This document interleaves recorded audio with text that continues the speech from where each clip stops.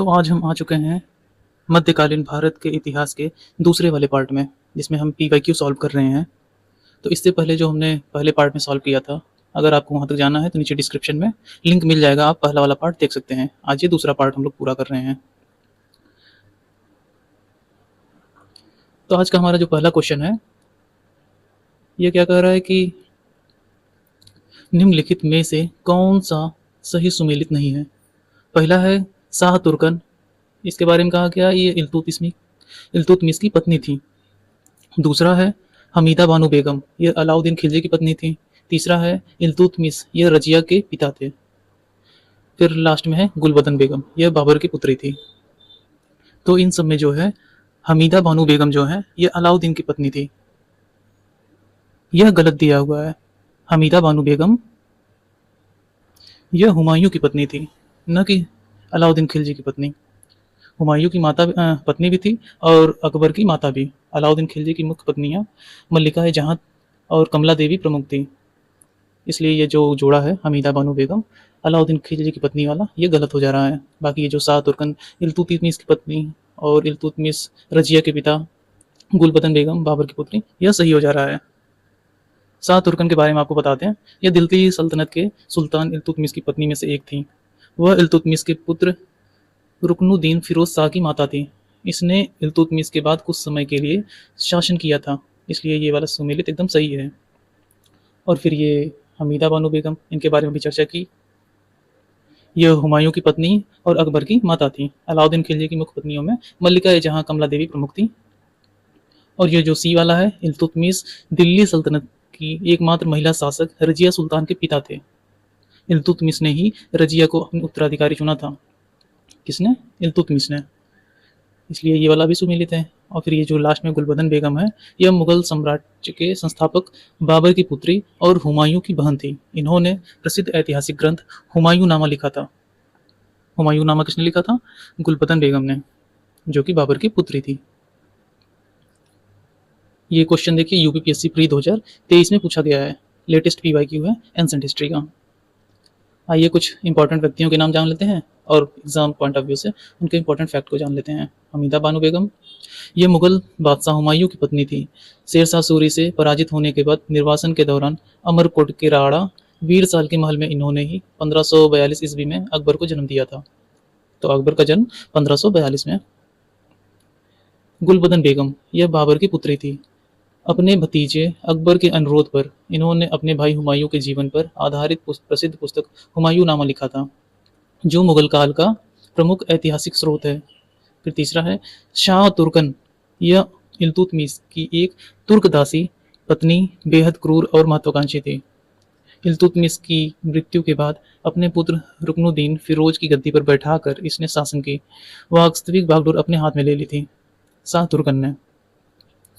फिर है रजिया सुल्तान, इनका नाम आपने सुना होगा। इल्तुतमिश की सुपुत्री 1236 ईस्वी में दिल्ली की गद्दी पर बैठी थी। वह दिल्ली सल्तनत और मध्यकालीन भारत की प्रथम महिला मुस्लिम शासिका थी, जिन्होंने पर्दा प्रथा का त्याग कर पुरुष की तरह शासन किया था। फिर है नूरजहां, यह मुगल सम्राट जहांगीर की पत्नी थी। प्रशासनिक कार्यों में इनका अत्यधिक प्रभाव था। इतिहास में इनके गुट को जूनता दल कहा जाता है, जिससे इनके पिता गयास बेग और भाई आसफ खान शामिल थे। फिर है मुमताज महल, यह शाहजहां की सबसे प्रसिद्ध पत्नी और सबसे प्रिय पत्नी भी थी। इनके पिता का नाम आसफ खान था। 1631 ईस्वी में प्रसव पीड़ा के कारण इनका निधन हुआ था, जिनकी याद में शाहजहां ने आगरा में विश्व प्रसिद्ध ताजमहल का निर्माण करवाया था। तो ये था कुछ मुमताज महल के बारे में, कुछ इंपॉर्टेंट व्यक्ति थे। बढ़ते हैं अगले क्वेश्चन की तरफ। अगला कह रहा है कि खानवा का युद्ध कब हुआ था। यह क्वेश्चन भी यूपीपीएससी एपीएस 2023 के एग्जाम में पूछा हुआ है, मतलब यूपीपीएससी का प्रीवियस ईयर क्वेश्चन है ये। तो खानवा का युद्ध हुआ था 16 मार्च 1527 में। 16 मार्च यहाँ भी दिया हुआ है, यहाँ भी 1527 यहाँ पर दिया हुआ है डी वाले ऑप्शन में। तो 16 मार्च 1527 हमारा सही हो जा रहा है। खानवा का जो ऐतिहासिक युद्ध है, यह आगरा से लगभग 40 किलोमीटर दूर खानवा नामक स्थान पर लड़ा गया था। यह युद्ध मुगल साम्राज्य के संस्थापक बाबर और मेवाड़ के पराक्रमी राजपूत शासक राणा सांगा के बीच लड़ा गया था। किसके बीच में? बाबर और राणा सांगा, इसको संग्राम सिंह के नाम से भी जानते हैं। राणा सांगा के बीच में। पानीपत की पहली विजय के बाद बाबर के सैनिक राजपूतों की वीरता से डर गए थे। सैनिकों का मनोबल बढ़ाने के लिए बाबर ने इस युद्ध को जिहाद जिहाद मतलब होता है धर्म युद्ध जिहाद घोषित किया। शराब के बर्तनों को तुड़वा दिया और मुसलमानों पर तमगा कर हटा दिया। तमगा कर मतलब कि व्यापारिक कर होता है। तमगा मतलब व्यापारिक कर। इस युद्ध में बाबर अपनी प्रसिद्ध तुलगमा पद्धति जो तुलगमा युद्ध पद्धति थी और तोपखाने के बल पर विजय प्राप्त किया था। किसके बल पर? तुलगमा युद्ध पद्धति और तोपखाने के बल पर। उस समय ये थोड़ा सा नया था भारत के अंदर। इस जीत के बाद बाबर ने गाजी की उपाधि धारण की। गाजी का मतलब होता है काफिरों को मारने वाला। गाजी। और फिर भारत में मुगल साम्राज्य की जड़ें पूरी तरीके से मजबूत हो गई थी खानवा के युद्ध के बाद से। यह हुआ था 1527 में। आइए थोड़ा सा इसका डिस्क्रिप्शन देख लेते हैं, मतलब कुछ इंपॉर्टेंट घटना युद्ध के बारे में। इससे पहले देखिए पानीपत का युद्ध हुआ था 1526 में। 21 अप्रैल 1526 में पानीपत का पहला युद्ध।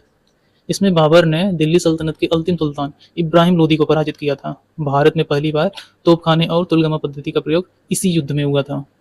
फिर है खानवा का युद्ध, जिसके बारे में भी हमने बात की थी। ये राणा सांगा के बीच में और बाबर के बीच में लड़ा गया था। बाबर ने युद्ध के लिए जिहाद का नारा दिया और विजय के बाद गाजी की उपाधि धारित कर ली। फिर है चंदेरी का युद्ध। ये 1528 में, देखिए एकदम क्रम से है। ये 26 में, ये 27 में। चंदेरी का युद्ध 28 में। डेट भी पूछ रहा है इसलिए 29 जनवरी 1528 में। बाबर ने मालवा के राजपूत शासक मेदिनी राय को पराजित किया। इस युद्ध के बाद राजपूत महिलाओं ने जौहर किया था। जौहर मतलब होता है आत्मदाह करना, अपना शरीर जला लेना आदमी को कूद कर। तो यहाँ पर सामूहिक आत्मदाह किया था। फिर आगे है घाघरा का युद्ध। ये हुआ था 2 साल बाद 1529 में। इससे पहले हमारा कब हुआ था? 1528 में चंदेरी का, उसके बाद फिर 1529 में घाघरा का युद्ध। बाबर ने महमूद लोदी के नेतृत्व में अफगानों की संयुक्त सेना को पराजित किया। यह मध्यकाल का पहला युद्ध था जो जल और थल दोनों पर लड़ा गया। घाघरा का युद्ध, तो अगर कभी पूछ सकता है ऐसा कि जल और थल पर लड़ा जाने वाला जो युद्ध था, उसमें ऑप्शन दे सकता है घाघरा का युद्ध। तो घाघरा का युद्ध जो है जल और थल दोनों पर लड़ा गया। मध्यकालीन का पहला युद्ध था ये। फिर है बाबर की आत्मकथा। ये काफी लंबे समय तक लिखा गया था, 1493 से लेकर 1529 के बीच में।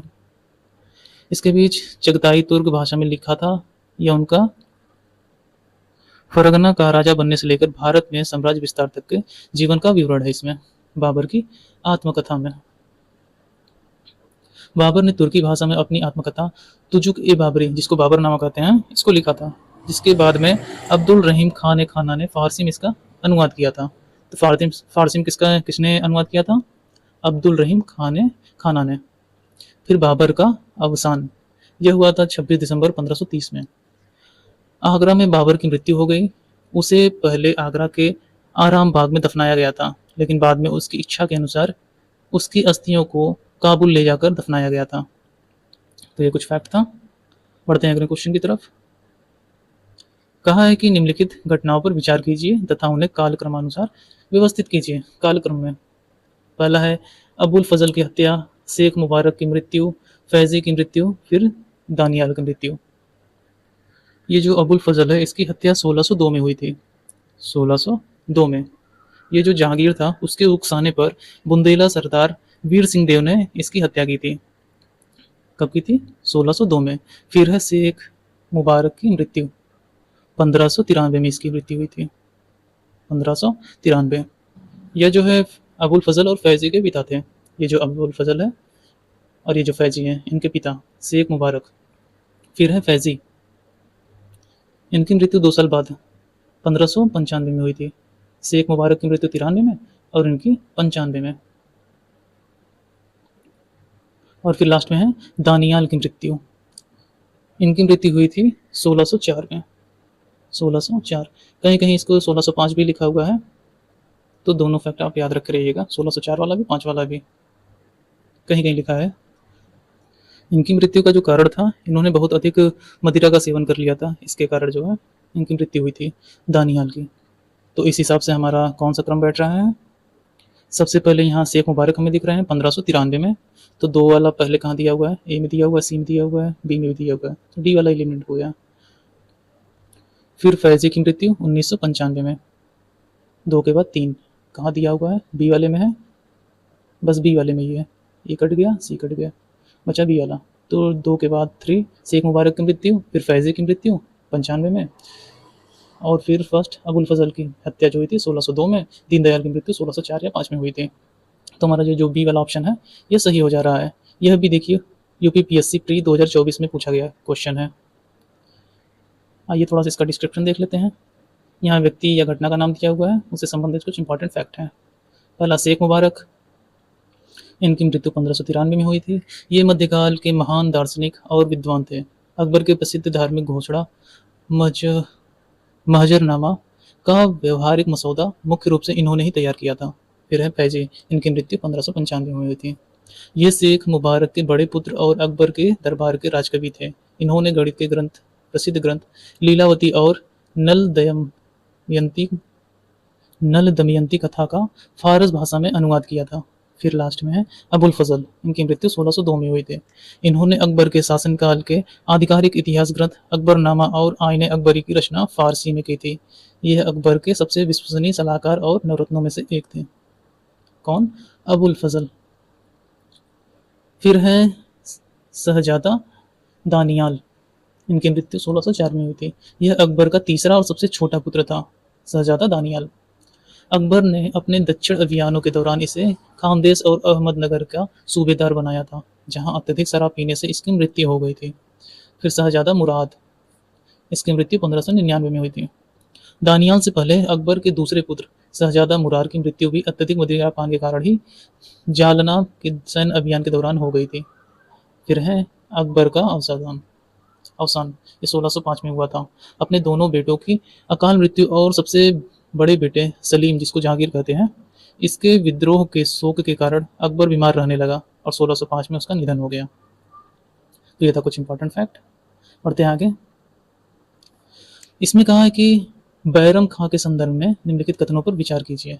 बैरम खां, पहला स्टेटमेंट है अकबर ने बैरम खां को खाने खाना की उपाधि दी थी। दूसरा है यह उपाधि साम्राज्य के वजीर के रूप में बैरम खां की नियुक्ति के समय नहीं दी गई। ध्यान दीजिएगा, नहीं दी गई। तो हमारा जो पहला वाला स्टेटमेंट है खाने खाना की उपाधि अकबर ने दी थी, ये बिल्कुल सही है। और ये दूसरा स्टेटमेंट है वजीर के रूप में बैरम खां की नियुक्ति के समय नहीं दी गई थी, ये गलत है। वजीर के रूप में बैरम खां की नियुक्ति के समय ही दी गई थी ये उपाधि। तो केवल एक ही स्टेटमेंट इसमें सही होता है। तो केवल एक कहाँ लिखा है? बी वाले ऑप्शन में लिखा है। तो बी वाला ऑप्शन हमारा सही हो जा रहा है। ये भी यूपीपीएससी प्री 2024 का क्वेश्चन है। यूपीपीएससी पीवाईक्यू है, ध्यान रखिएगा। ये जो बैरम खां था, यह हुमायूं का सबसे विश्वसनीय सेनापति था और अकबर का संरक्षक भी था। 1556 ईस्वी में अकबर का राज्याभिषेक हुआ। तब अकबर ने बैरम खां को अपना वजीर नियुक्त किया था। वजीर मतलब कि प्रधानमंत्री समझ सकते हैं आप। उसे खाने खाना की उपाधि, सर्वोच्च उपाधि दी थी, इसलिए ये तो बिल्कुल सही था। फिर है खाने खाना, यह एक प्रतिष्ठित उपाधि बैरम खां को साम्राज्य के वजीर के रूप में उनकी नियुक्ति के समय, यह समय था 1556 ईस्वी। तो ये दोनों कब का समय है? 1556 ईस्वी के समय की बात की जा रही है, इस समय दी गई थी। तो प्रश्न में लिखा है कि नियुक्ति के समय नहीं दी गई थी, तो ये गलत है, नियुक्ति के समय ही दी गई थी, ये बात सही है। आइए थोड़ा सा इसका डिस्क्रिप्शन देख लेते हैं।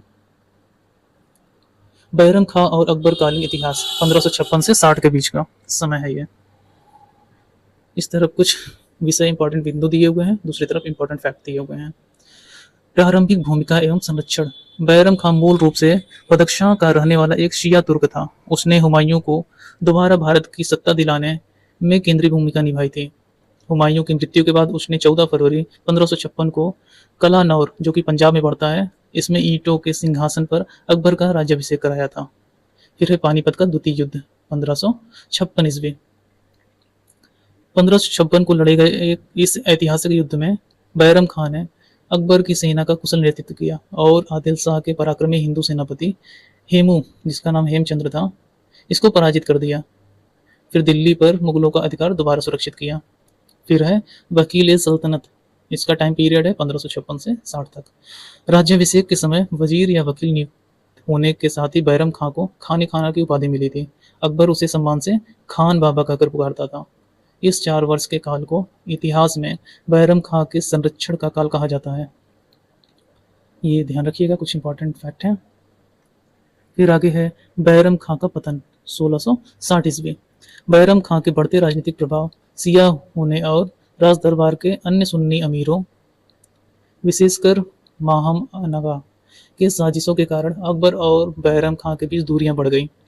अकबर ने उसे वजीर के पद से हटा दिया, जिसके बाद तिलवाड़ा के युद्ध में बैरम खां पराजित हुआ और उसने आत्मसमर्पण कर लिया। फिर है हत्या और अंत 1561 ईस्वी। अकबर ने बैरम खां को सम्मानपूर्वक मक्का की यात्रा पर जाने की अनुमति दी। मक्का जाते समय जनवरी 1561 ईस्वी में गुजरात के पाटन नामक स्थान पर मुबारक खां नामक एक अफगान ने उसकी पीठ पर छुरा घोंपकर हत्या कर दी। मुबारक खां के पिता की मौत मच्छीवाड़ा के युद्ध में मुगल के हाथों हुई थी। फिर है पर्दा शासन और पेटीकोट सरकार। बैरम खां के पतन के बाद 1560 से 62 के बीच का समय, इस समय मुगल इतिहास में पेटीकोट सरकार या फिर पर्दा शासन कहलाता है, क्योंकि इस दौरान शासन पर अकबर की धाय माहम अनगा और उनके हरम दल का अत्यधिक प्रभाव था। तो ये कुछ इंपॉर्टेंट फैक्ट था। बढ़ते हैं अगले क्वेश्चन की तरफ। इसमें कहा है कि निम्नलिखित मुगल बादशाहों में से किसने अपनी आत्मकथा फारसी में लिखी थी। ये भी यूपीपीएससी मेडिकल ऑफिसर होम्योपैथी 2023 में पूछा है, मतलब यूपीपीएससी का पीवाई की हुई है 2023 में जो कि आया था। देखिए, पूरे मुगल साम्राज्य के इतिहास में केवल दो ही शासक हुए थे जिन्होंने अपनी आत्मकथा खुद से लिखी थी। एक बाबर था और दूसरा जहांगीर था। बाबर ने अपनी आत्मकथा तजुक ए बाबरी, जिसको बाबरनामा कहते हैं, उसमें अपनी मातृभाषा तुर्की में लिखा था और जहांगीर ने अपनी आत्मकथा तुजुक ए जहांगीरी, मुगल दरबार के आधिकारिक भाषा फारसी में लिखा था। तो इस हिसाब से ये जो पूछा है क्वेश्चन में, अपनी आत्मकथा फारसी में किसने लिखा था, तो जहांगीर ने लिखा था। वैसे इसमें अकबर ऑप्शन में दिए हुए नहीं है, बाबर नहीं दिए हैं डी वाले में। तो बाबर ने कौन सी भाषा में लिखा था, इसने लिखा था तुर्की में।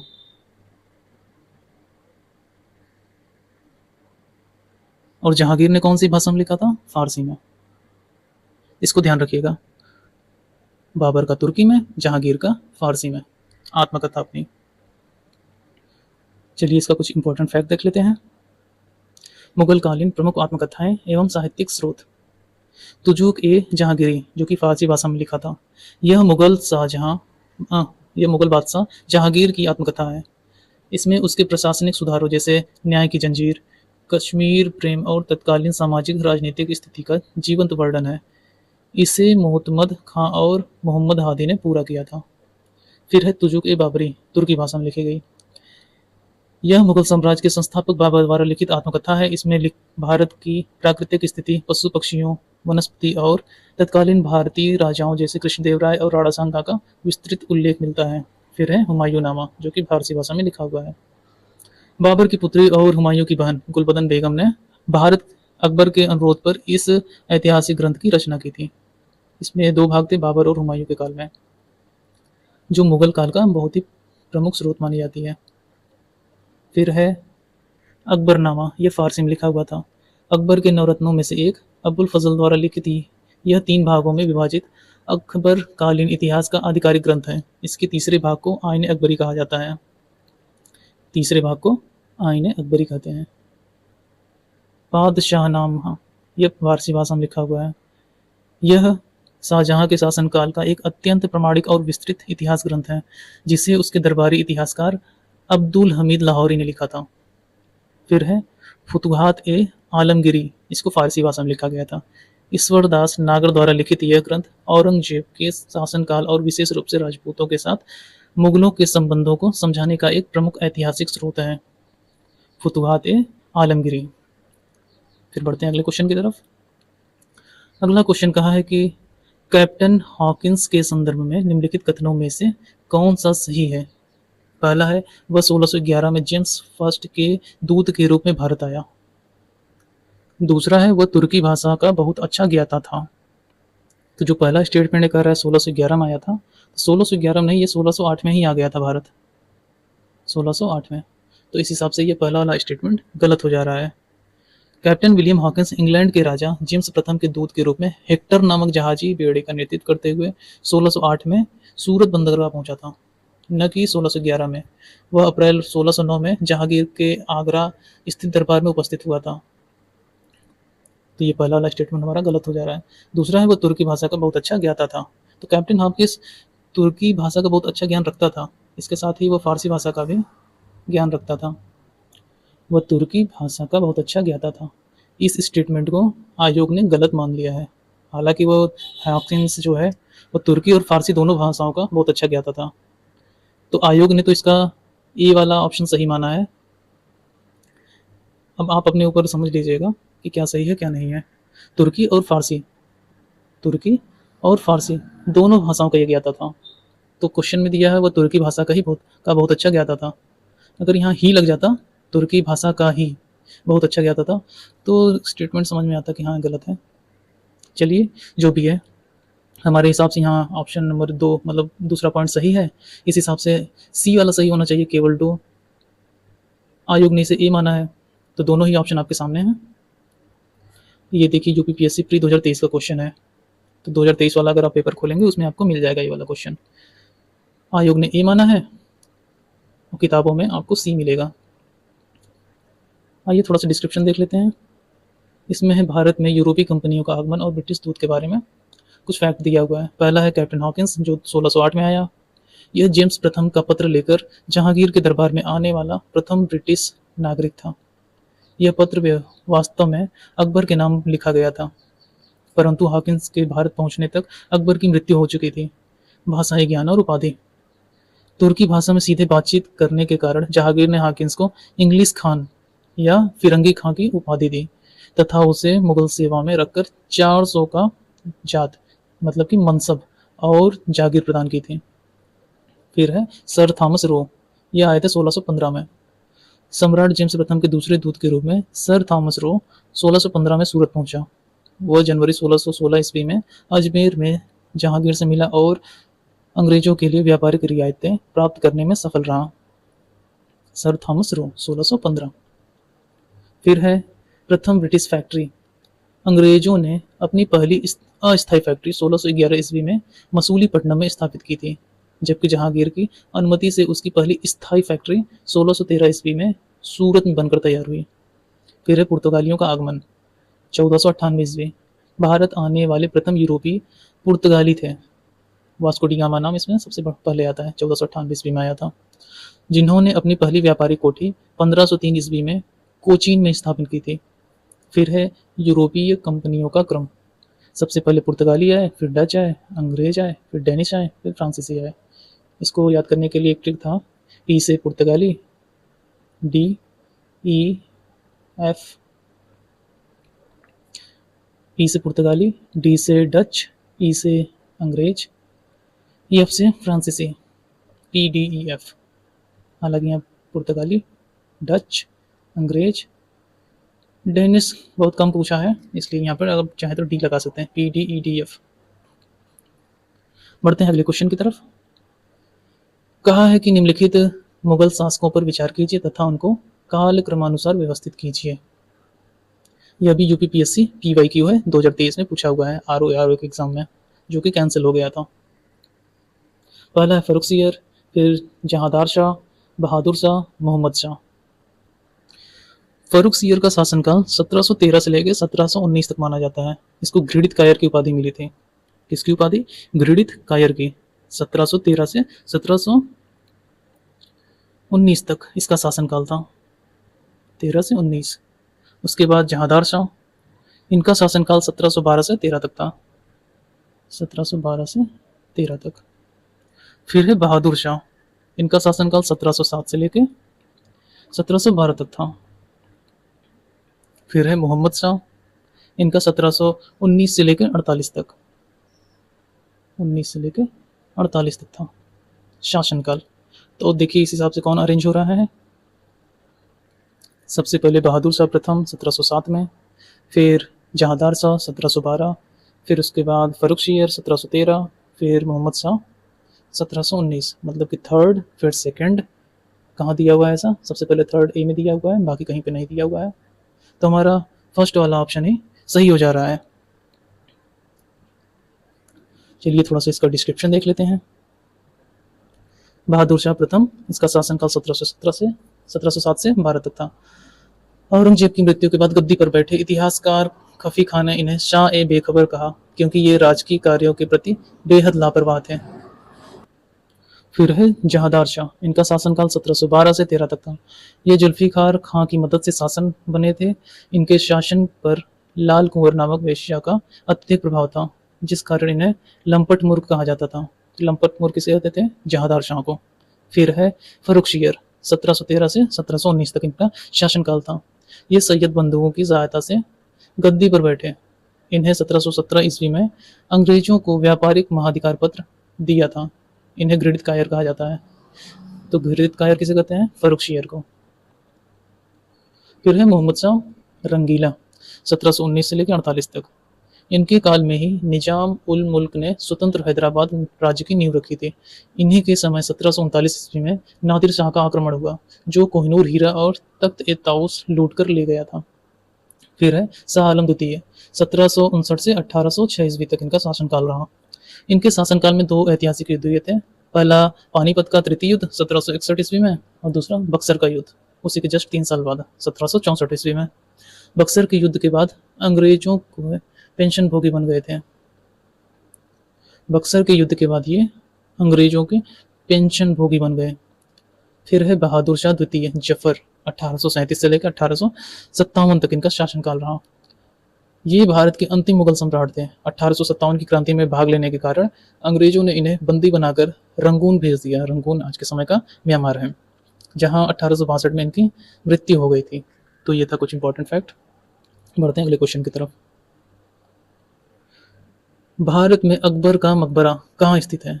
यह क्वेश्चन यूपीपीएससी एपीएस 2023 के एग्जाम में पूछा हुआ है। मतलब यूपीपीएससी का प्रीवियस ईयर क्वेश्चन है, ये पीवाईक्यू है ये यूपीपीएससी का।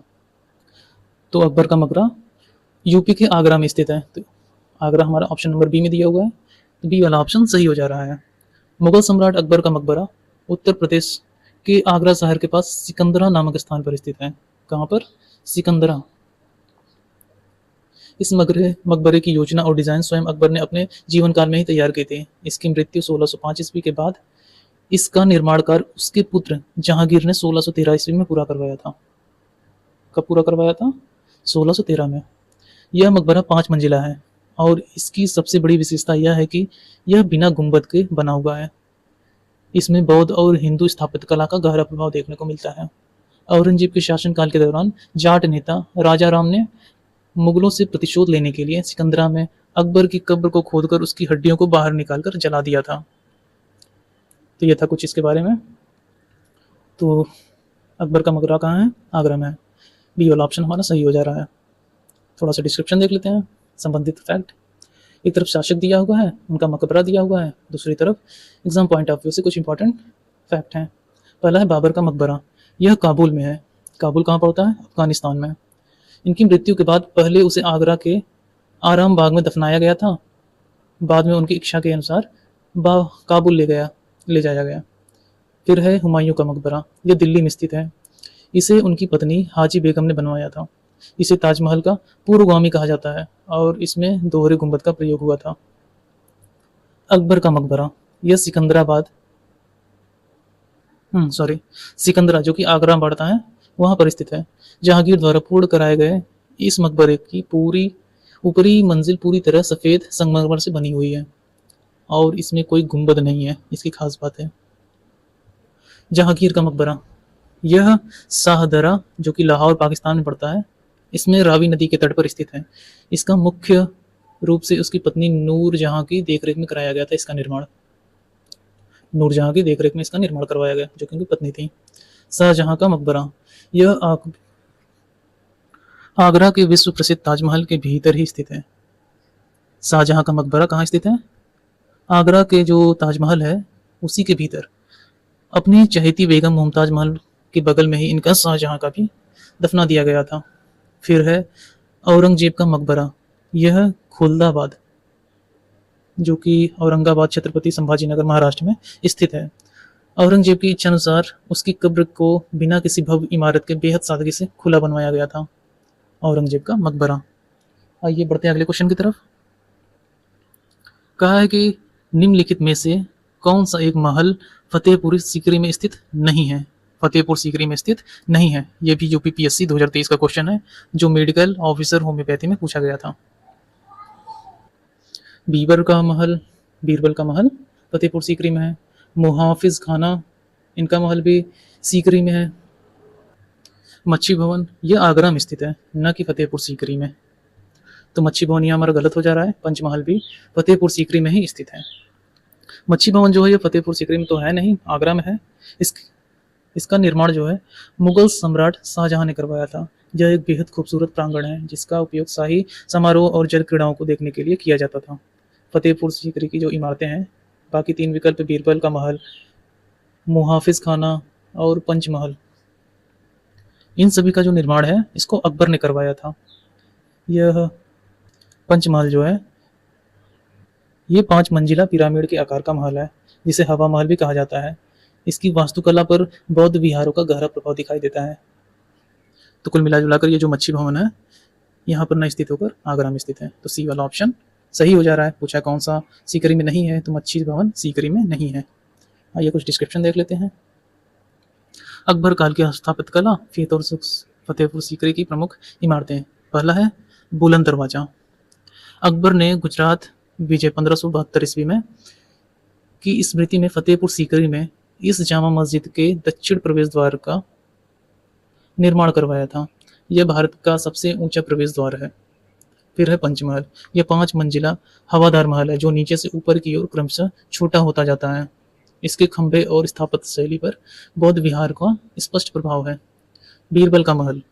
अकबर के प्रिय नवरत्न बीरबल के रहने के लिए निर्मित 2 मंजिला सुंदर महल जो अपनी बारीक नक्काशी और सुंदर छज्जों के लिए प्रसिद्ध है। फिर आगे है दीवाने खास।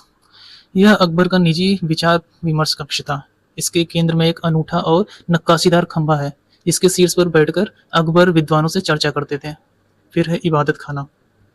1575 ईस्वी में अकबर द्वारा निर्मित वह प्रार्थना गृह जहाँ शुरुआत में केवल मुस्लिम विद्वानों और बाद में सभी धर्मों, हिंदू, जैन, ईसाई, पारसी, सभी धर्मों के आचार्यों को धार्मिक चर्चा के लिए आमंत्रित किया जाता था। इबादत खाना में शेख सलीम चिश्ती का मकबरा। सूफी संत शेख सलीम चिश्ती की याद में परिसर के भीतर निर्मित अत्यंत सुंदर मकबरा जहांगीर के काल में इसे पूरी तरह से सफेद संगमरमर में परिवर्तित कर दिया गया था। अगला क्वेश्चन कहा है कि निम्नलिखित में से तोहफा ए अकबर शाही का लेखक कौन था। यह भी यूपीपीएससी पीवाईक्यू है, 2023 वाले एग्जाम में पूछा है, मेडिकल ऑफिसर यूनानी के एग्जाम में। तो तोहफा ए अकबर शाही के लेखक अब्बास खान सरवानी थे। अब्बास खान सरवानी हमें ऑप्शन डी में दिखाई दे रहे हैं। तोहफा ए अकबर शाही के बारे में आपको बता दें, यह एक ऐतिहासिक ग्रंथ है और इसकी रचना अब्बास खान रवानी ने मुगल सम्राट अकबर के आदेश पर किया था। किसके आदेश पर? मुगल सम्राट अकबर। इस पुस्तक को मुख्य रूप से तारीख ए शेरशाही के नाम से भी जाना जाता है। तारीख ए शेरशाही। इसमें सूर साम्राज्य के संस्थापक शेर शाह सूरी के जीवन, उनकी सैन्य विजयों और उसके महान प्रशासनिक व भू राज्य सुधारों का सबसे प्रमाणित और विस्तृत वर्णन मिलता है। जो कि अब्बास खां सरवानी स्वयं अफगान मूल का था और उसके पूर्व शेर शाह की सेवा में थे, इसलिए उसने शेर शाह के शासनकाल की बारीकियों को बहुत करीब से इस ग्रंथ में संकलित किया है। तो हमारा जो अब्बास खान सरवानी है ये सही हो जा रहा है। आइए थोड़ा सा डिस्क्रिप्शन देख लेते हैं। एक तरफ ग्रंथ पुस्तक दिया हुआ है, दूसरी तरफ कुछ इंपॉर्टेंट फैक्ट हैं। तोहफा ए अकबर शाही, इसके लेखक अब्बास खान सरवानी है। इसे तारीख शेरशाही भी कहते हैं, जो शेर शाह सूरी के इतिहास का सबसे महत्वपूर्ण स्रोत है। फिर है मुंतखब उत तवारीख, इसके लेखक अब्दुल कादिर बदायूनी हैं। इस पुस्तक में बदायूनी ने अकबर की धार्मिक नीतियों की तीखी आलोचना की है। फिर है अकबरनामा, इसके लेखक अबुल फजल हैं, आप सभी जानते हैं। यह फारसी भाषा में लिखा गया अकबर के शासनकाल का आधिकारिक और सबसे विस्तृत इतिहास है। तबकात ए अकबरी, इसके लेखक ख्वाजा निजामुद्दीन अहमद हैं। यह अकबरकालीन भारत के इतिहास पर लिखा गया एक बेहद संतुलित और निष्पक्ष ग्रंथ माना जाता है। फिर है तारीख फरिश्ता, इसके लेखक मोहम्मद कासिम फरिश्ता हैं। इसमें मुख्य रूप से बीजापुर के आदिल शाही राजवंश और दक्षिण भारत के इतिहास का विस्तृत वर्णन मिलता है। फिर है फुतूह उस सलातीन, इसके लेखक ख्वाजा अब्दुल्ला मालिक इसामी हैं। इस ग्रंथ में गजनी राजवंश से लेकर बहमनी साम्राज्य की स्थापना तक का इतिहास मिलता है। तो कब से कब तक? गजनी राजवंश से लेकर बहमनी साम्राज्य की स्थापना तक का इतिहास फुतुह उस सलातीन में मिल जाता है।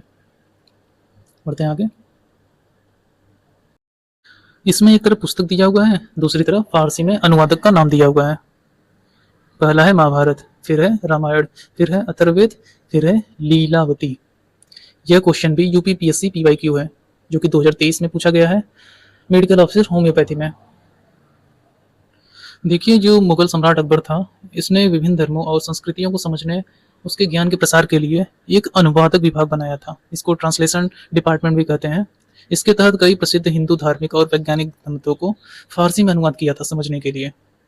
इसमें महाभारत, रामायण, अथर्ववेद, ये सब, इसके अलावा भी कई ग्रंथ हैं। तो महाभारत जो है, इसको फारसी में अनुवाद किया था नकीब खान ने। नकीब खान हमें तीसरे वाले ऑप्शन में दिख रहे हैं। महाभारत का फारसी में अनुवाद रज़मनामा के नाम से किया गया था। रज़मनामा मतलब युद्धों की पुस्तक, इसका अर्थ होता है। इस कार्य में मुख्य भूमिका नकीम खान, अब्दुल कादिर बदायूनी और सुल्तान हाजी थानसेरी ने निभाई थी। कूट में नकीब खान इसके सटीक विकल्प हैं। फिर है रामायण, इसको अब्दुल कादिर बदायूं ने किया था, जो कि हमें फर्स्ट वाले में दिखाई दे रहे हैं। अकबर के आदेश पर अब्दुल कादिर बदायूनी ने लगभग 4 वर्ष के कड़े परिश्रम के बाद रामायण का फारस भाषा में अनुवाद किया था। 4 वर्ष लगा था इसको अनुवाद करने में। फिर है अथर्ववेद, इसको हाजी इब्राहिम सरहिंदी ने किया था, जो कि हमें चौथे वाले पॉइंट में दिखाई दे रहे हैं। 4 वेदों में सबसे प्रमुख अथर्ववेद का फारसी भाषा में अनुवाद करने का श्रेय हाजी इब्राहिम सरहिंदी को जाता है। फिर है लीलावती, इसको किया था अबुल फैजी ने, जो कि हमें दूसरे वाले में दिखाई दे रहे हैं। महान भारतीय गणितज्ञ भास्कराचार्य द्वारा लिखित प्रसिद्ध ग्रंथ लीलावती का फारसी में अनुवाद अकबर के राजकवि और नवरत्न में शामिल अबुल फजील ने किया था। जो फैजी थे, ये नवरत्न में भी शामिल थे।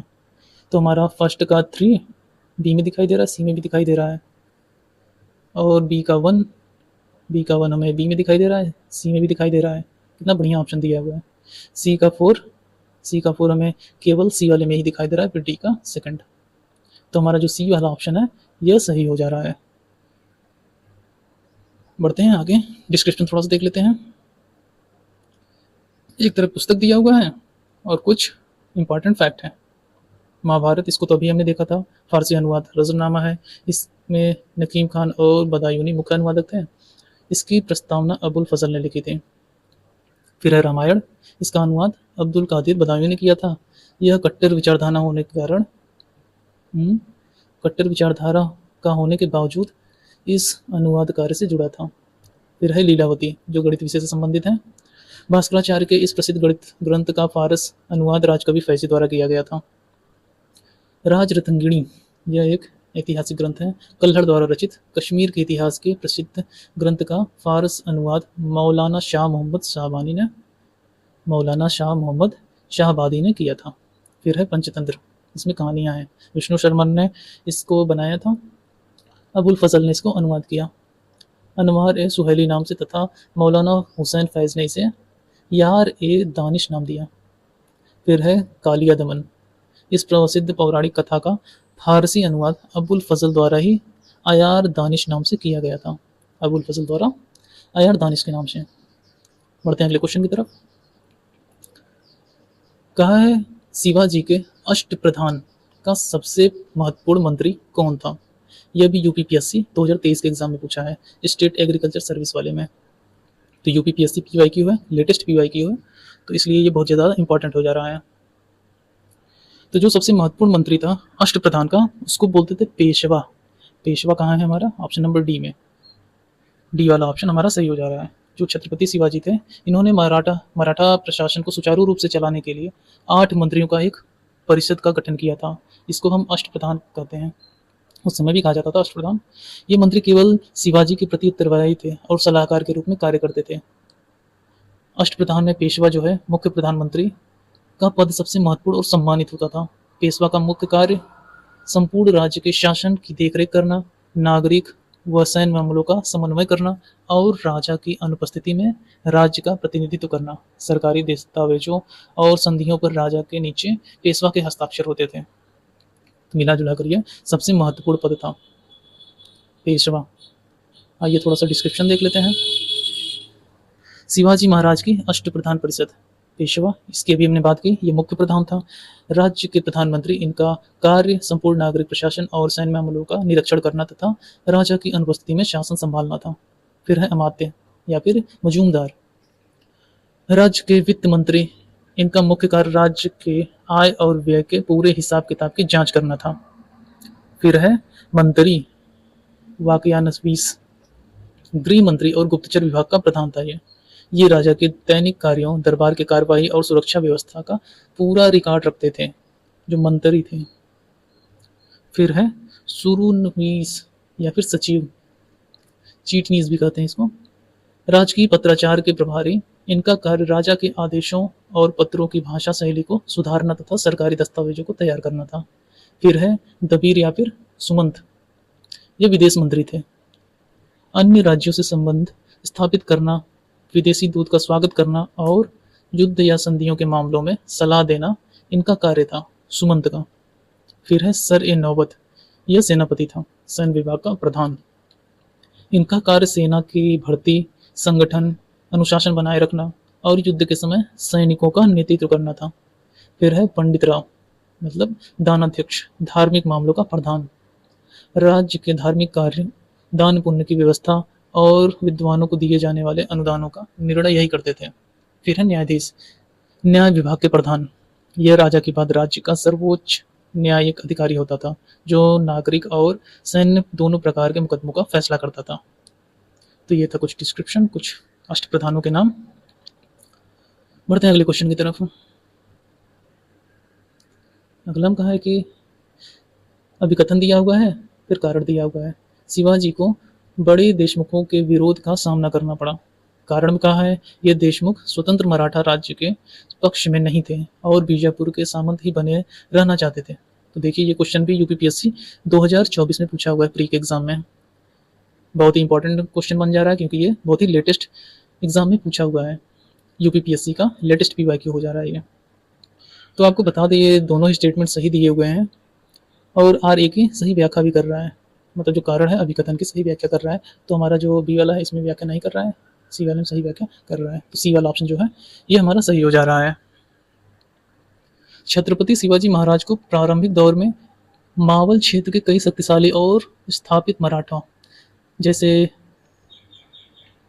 जावली के मोरे, मुधोल के घोरपड़े और सावंतवाड़ी के सावंत, इन सभी का कड़े विरोध का सामना करना पड़ा था। ये देशमुख सादियों से अपने अपने क्षेत्र में वंशानुगत प्रभाव रखते थे, इसलिए ये पहला वाला जो स्टेटमेंट है पूरी तरीके से सही हो जा रहा है। और जो कारण दिया हुआ है, ये बड़े देशमुख एक स्वतंत्र मराठा स्वराज की स्थापना के पक्ष में बिल्कुल नहीं थे। वे बीजापुर और गोलकोंडा के सुल्तानों के अधीन जागीरदार या सामंत बनने रहने में अपनी भलाई और सुरक्षा समझते थे। उन्हें डर था कि शिवाजी की प्रभुत्व सत्ता स्वीकार करने से उनकी सदियों पुरानी स्वायत्तता और जिम्मेदारी छीन जाएगी, इसलिए यह भी बिल्कुल सही है। तो हमारा सी वाला जो ऑप्शन है ये सही हो जा रहा है। आइए इसका डिस्क्रिप्शन थोड़ा सा देख लेते हैं। एक तरफ विषय घटना दिया हुआ है, दूसरी तरफ इसका डिस्क्रिप्शन है। देशमुख, यह शब्द है। देशमुख कौन था? मध्यकाल में दक्कन, जो कि महाराष्ट्र के क्षेत्र में पड़ता है, मतलब महाराष्ट्र जो है दक्कन क्षेत्र में पड़ जाता है, इसके परगना स्तर पर वंशानुगत राजस्व अधिकारी और स्थानीय सैन्य प्रधान, जिनका जनता और भूमि पर गहरा नियंत्रण था, तो ये थे देशमुख। फिर है जावली के मोरे। चंद्रराव मौर्य बीजापुर का एक शक्तिशाली देशमुख था, जो शिवाजी के स्वराज का विरोधी था। शिवाजी ने 1656 ईस्वी में जावली पर आक्रमण कर उसे जीता था, इससे उनकी शक्ति दोगुनी हो गई थी। फिर है अफजल खान का संकट। जब बीजापुर के सुल्तान ने अफजल खान को शिवाजी को दबाने भेजा, तब मुधोल के घोर पड़े, जैसे कि बड़े मराठा देशमुख ने स्वराज के विरुद्ध बीजापुर की सेना के साथ उनका साथ दिया था। आगे है शिवाजी की नीति। शिवाजी महाराजा ने इन सामंतों की शक्ति को नियंत्रित करने के लिए किलों पर देशमुखों के बजाय अपने सीधे नियंत्रण वाले अधिकारियों को नियुक्त किया था, जिसको जैसे किलेदार थे, वो जो अधिकारी थे। चौथ और सरदेशमुखी, शिवाजी ने पड़ोसी राज्यों और विजित क्षेत्रों से राजस्व के रूप में चौथ चौथ मतलब कि जितना भी उनकी कमाई है उसका एक चौथाई भाग और स्वयं को क्षेत्र का मुख्य देशमुख मानकर सरदेशमुखी वसूलना शुरू किया। सरदेशमुखी मतलब कि 1/10वां भाग टैक्स का। वो जो उनका आय था उनका 1/10वां भाग। अगर 100 रुपये उन्होंने कमाया तो 10 रुपये सरदेशमुखी वसूला जाता। आगे क्वेश्चन इसमें कहा है कि निम्नलिखित पेशवाओं पर विचार कीजिए तथा उन्हें आरोही कालक्रमानुसार व्यवस्थित कीजिए। पहला है रघुनाथ राव रघोबा, दूसरा है बालाजी बाजीराव, तीसरा है नारायण राव, फिर है बालाजी विश्वनाथ। ये क्वेश्चन भी देखिए यूपीपीएससी प्री 2024 के एग्जाम में पूछा हुआ है, मतलब यूपीपीएससी लेटेस्ट पीवाई की हुई है, इंपॉर्टेंट है। तो जो रघुनाथ राव रघोबा हैं इनका टाइम पीरियड है 1773-74, 1773 से लेकर 74 तक रघोबा। और जो बालाजी बाजीराव हैं इनको हम नाना साहब के नाम से भी जानते हैं। इनका शासनकाल 1740 से 61 तक था, 1740 से लेकर 61 तक, मतलब 1761 तक था। फिर है नारायण राव, इनका शासनकाल 1772 से लेकर 73 तक था। फिर लास्ट में है बालाजी विश्वनाथ, इनका शासनकाल 1713 से 20 तक था, बालाजी विश्वनाथ का। ये जो रघुनाथ राव रघोबा थे, नारायण राव की हत्या के बाद इन्होंने स्वयं को पेशवा घोषित किया था। इनका मुख्य राजनीतिक प्रभाव 73 से 74 के दौरान रहा, जिसके बाद बार भाई परिषद ने इन्हें पद से हटा दिया था। फिर उसके बाद ये जो बालाजी बाजीराव हैं इन्हें नाना साहब के नाम से भी हम लोग जानते हैं। 1740 से लेकर 61 तक इनका टाइम पीरियड था। इन्हीं के समय पानीपत का तीसरा युद्ध भी हुआ था। फिर है नारायण राव, नारायण राव का टाइम पीरियड 72 से 73 तक था। ये माधवराव प्रथम के छोटे भाई थे और इनकी हत्या इनके चाचा रघुनाथ राव ने की थी। यही जो रघुनाथ राव फर्स्ट वाले ऑप्शन में है। और फिर लास्ट में है बालाजी विश्वनाथ, इन्हें मराठा साम्राज्य का द्वितीय संस्थापक भी माना जाता है, बालाजी विश्वनाथ को। तो ये था कुछ बेसिक। तो इस क्वेश्चन पूछा है आरोही कालक्रमानुसार व्यवस्थित करने के लिए। तो सबसे पहले आए हैं बालाजी विश्वनाथ 4 1713 से लेकर 20 तक। 4 कहाँ दिया हुआ है, ऑप्शन सी वाले में दिया हुआ है, बाकी किसी में नहीं दिया हुआ है। तो हमारा सी वाला ऑप्शन ही सीधे सही हो जा रहा है। इसके बाद फिर बालाजी बाजीराव 1740 से 61 तक, फिर नारायण राव 72-73 तक, उसके बाद फिर रघुनाथ 73-74 तक। तो सी वाला ऑप्शन हमारा बिल्कुल सही हो जा रहा है। बढ़ते हैं डिस्क्रिप्शन की ओर। एक तरफ पेशवा शासक दिया हुआ है, फिर उनका कुछ फैक्ट दिया हुआ है। सबसे पहले बालाजी विश्वनाथ आते हैं 1713 से 20 तक। इन्होंने साहू जी महाराज के समय पेशवा पद को वंशानुगत और शक्तिशाली बनाया था। 1719 में मुगलों के साथ प्रसिद्ध मुगल मराठा संधि इन्हीं के प्रयासों से हुई थी। फिर है बाजीराव प्रथम 1720 से 40 तक। बालाजी विश्वनाथ के पुत्र, जिन्हें लड़ाकू पेशवा कहा जाता है, इन्होंने हिंदू पादशाही का नारा दिया और मुगलों के खिलाफ गुरिल्ला युद्ध नीति को अपनाया था, गुरिल्ला युद्ध पद्धति को। फिर है बालाजी बाजीराव 1740 से 61 तक इनका शासनकाल था। इन्हें नाना साहब भी कहा जाता है। इनके समय 14 फरवरी 1761 को पानीपत का तृतीय युद्ध हुआ था। इसमें मराठों की हार के सदमे से इनका निधन हो गया था। फिर है माधवराव प्रथम 1761 से 72 तक, इनका टाइम पीरियड है शासनकाल का। पानीपत की हार के बाद इन्होंने मराठा साम्राज्य की खोई हुई प्रतिष्ठा को दोबारा बहाल किया। इनके समय मुगल बादशाह आलम द्वितीय दोबारा मराठों के संरक्षण में आया। नारायण राव 1772 से 73 तक माधव राव की मृत्यु के बाद पेशवा बने, लेकिन गद्दी के लालच में इनके चाचा रघुनाथ राव रघोबा ने सुमेर सिंह गार्दी नामक गार्ड की मदद से इनकी हत्या करवा दी थी। फिर है रघुनाथ राव रघोबा। नारायण राव की हत्या के बाद पेशवा पद हथियाने का प्रयास किया था। जब मराठा सरदारों, खासकर नाना फडणवीसी ने इनका विरोध किया तो ये अंग्रेजों से जा मिले, जिससे प्रथम आंग्ल मराठा युद्ध शुरू हो गया था। तो यह था कुछ इंपॉर्टेंट फैक्ट। बढ़ते हैं अगले क्वेश्चन की तरफ। अगला क्वेश्चन कहा है कि निम्नलिखित पेशवाओं के शासनकाल पर विचार कीजिए तथा इन्हें कालक्रमानुसार व्यवस्थित कीजिए। उसी संबंधित फिर से एक नया क्वेश्चन आ गया। यह है यूपीपीएससी प्री 2023 में पूछा हुआ। तो देखिए ये 23 वाला है, इससे पहले वो जो पूछा था वो 24 में पूछा था। लगभग सेम टाइप क्वेश्चन है ये। पहले में दिया है बालाजी विश्वनाथ, फिर बाजीराव प्रथम, फिर नारायण राव, फिर माधवराव प्रथम। बालाजी विश्वनाथ, इनका टाइम पीरियड अभी हमने बात की थी 1713 से 1720 तक है, 13 से 20। फिर बाजीराव प्रथम, इनका टाइम पीरियड 20 से 40 था, 20 से 40, 1720 से 1740। और फिर नारायण राव जो है, इनका 72 से 73 था, 1772 से 73। फिर लास्ट में माधवराव प्रथम, इनका 61 से 72 था, 1761 से 72 तक। तो इस हिसाब से हमारा जो 1, फिर 2, फिर 4, फिर 3 इस क्रम में बन रहा है। 1, 2, 4, 3 कौन से ऑप्शन में दिया हुआ है? फर्स्ट वाले ऑप्शन में ही दिया हुआ है, 1, 2, 4, 3। तो हमारा फर्स्ट वाला ऑप्शन ही सही हो जा रहा है। आइए थोड़ा सा डिस्क्रिप्शन देख लेते हैं इसका। एक तरफ पेशवा शासकों के बारे में दिखा हुआ है, दूसरी तरफ उसका इंपॉर्टेंट फैक्ट है। बालाजी विश्वनाथ, इनका शासनकाल 1713 से 20 तक। इन्होंने साहूजी महाराज के समय पेशवा पद को वंशानुगत और शक्तिशाली बनाया। 1719 ईस्वी में मुगलों के साथ प्रसिद्ध मुगल मराठा संधि इन्हीं के प्रयासों से हुई थी। फिर है बाजीराव प्रथम, 1720 से 40 तक।